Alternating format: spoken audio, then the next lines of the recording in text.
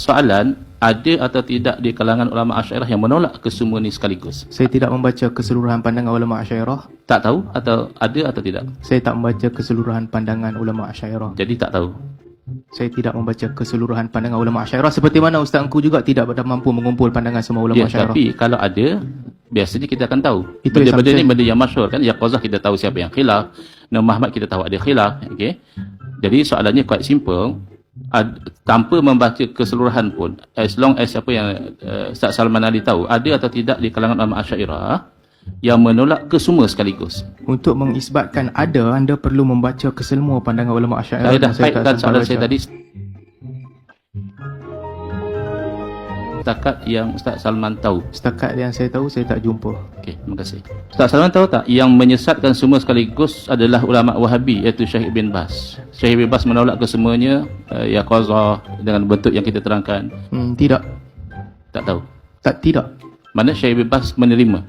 Ramai lagi orang yang menyesatkan perkara-perkara, menolak perkara-perkara begitu. Dan ramai lagi ada Wahabi yang menerima perkara demikian. Okey. Ibn Taymiyah menerima berlakunya Yaqazah.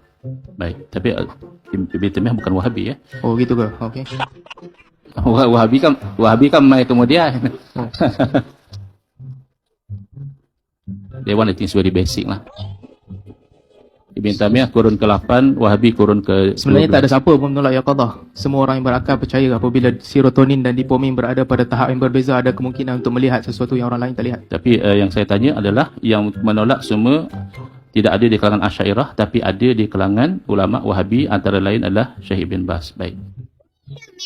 Oh, tapi Salman kata tak tolak ya, Yaqazah tak tolak. Mana boleh satu orang ketika jaga melihat Rasulullah SAW. Bukan setakat melihat Rasulullah, lihat siapa-siapa pun boleh.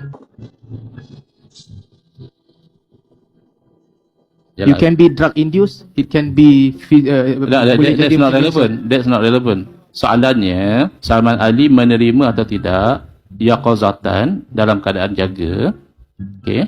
Seseorang itu melihat Rasulullah SAW. Soal kenapa dia melihat, kerana terlampau kasih atau whatever is beside the point. Terima atau tidak? Mesti boleh. Okey, alhamdulillah. Kita beroleh kemenangan yang pertama. So maknanya Salman Ali ada beza dengan Syekh bin Baz. Syekh bin Baz lebih banyak lagi bezanya sama ada Rasulullah datang ataupun tidak. Melihat tak ada beza. Boleh lihat. Alhamdulillah. So Itu kita bukan bezanya. ada kesepakatan. Bukan kesepakatan.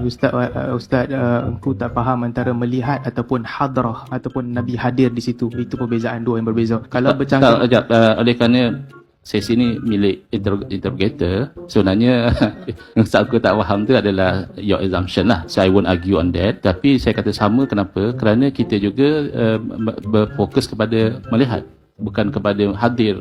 Kalau hadir akan tanya ruh atau jasad dan sebagainya. So that's your assumption. So please keep your assumption to yourself. mana teks? Sesi bertanya Ustaz Salman dah habis. Boleh minta izin untuk bertanya. Adakah Ustaz Salman setuju bahawa 99 drop from Endless Mercy Ocean yang merupakan majoriti rujukan yang diserahkan kepada ARG bukan hasil tulisan Syekh Nazim, sebaliknya ia merupakan catatan orang lain? Setuju atau tidak? Catatan orang lain di atas perkataan Syekh Nazim, seperti mana catatan Tuan terhadap ucapan saya tadi yang 40 poin. Ya. Itu ucapan saya. Jadi setujulah. Mana yang saya catat tu bukanlah tak Salman tulis, saya catat. Ya. Okey, saya setuju. Terima kasih. Setuju betul? Setuju bahawa 99 drop from Mercy Ocean bukan tulisan Syekh Nazim tapi catatan orang lain. Betul? Okey. Adakah Ustaz Salman Ali tahu siapa nama pencatat buku tersebut? Tahu atau tak tahu? Tak tahu.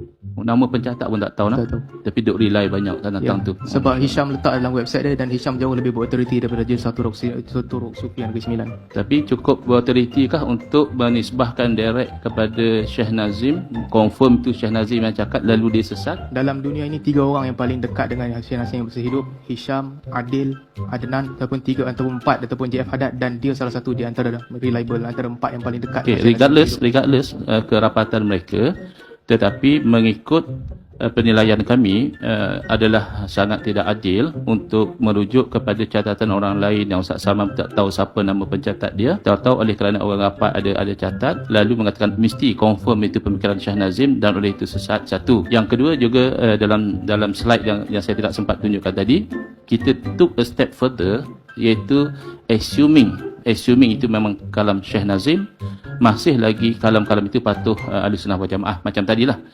Salman assume oleh kerana lepas uzlah boleh jadi dapat satu kelebihan, maka itu bercanggah. That is your assumption. It's not, for us tak ada masalah dari sisi Ahlussunnah wal Jamaah.